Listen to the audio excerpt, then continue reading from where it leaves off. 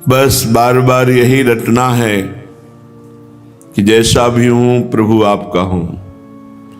अंदर से बार बार यही पुकार करनी है कि नाथ मैं तो गले पड़ गया हूं आपके, अब आपको स्वीकार करना ही है।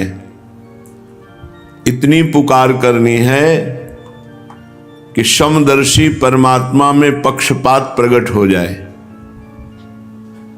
हमारी पुकार में इतनी विरह वेदना हो कि करुणा करके प्रभु जो समदर्शी हैं वो पक्षपाती बन जाएं।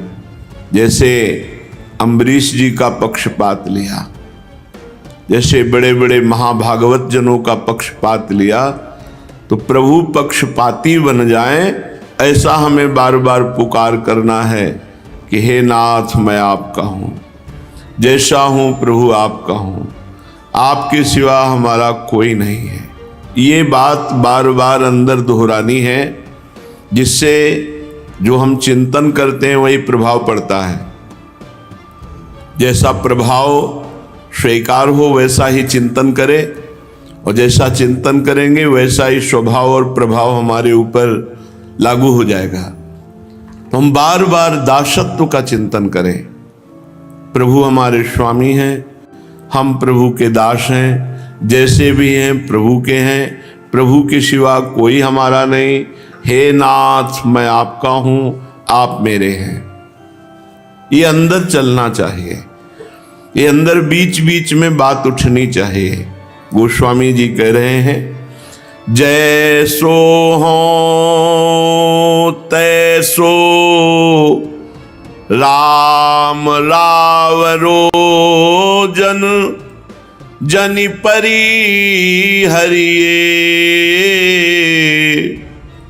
जनि परी हरिये। कृपा सिंधु कौशल धनी, शरणागत पालक धरनी आपनी धरिये, धरनी आपनी धरिये। हे श्री हरि, हे प्रभु, मैं भला बुरा कैसा भी हूं, जैसा हूं पर आपका हूं। जैसो हो तैसो राम रावरो जन जनि परिहरिये। मैं जैसा भी हूं आपका हूं, आपका दास हूं, इससे आप मुझे कभी त्यागिएगा नहीं। आपसे प्रार्थना है जनि परिहरिये, ये जानकर कि ये बुरा है, इसे त्याग दें तो हमारे पास कोई अब आश्रयदाता नहीं है, हमारा कोई ठिकाना नहीं आपके सिवा। अगर आपने त्याग दिया तो फिर प्रभु विश्व में हमारा कोई ठिकाना नहीं। हे हरि, ये जान करके कि इसका अब कोई नहीं है मेरे सिवा, मैं दोषी हूं, मेरे में दोष हैं, पर मेरे दोष देखकर अगर त्याग देंगे तो फिर हमारा सर्वनाश हो जाएगा, क्योंकि और कोई हमारा है ही नहीं। अगर आपने त्याग दिया तो फिर कहां जाऊंगा? आपके समान कोई नहीं, फिर आपसे बढ़कर क्या बात है। नाथ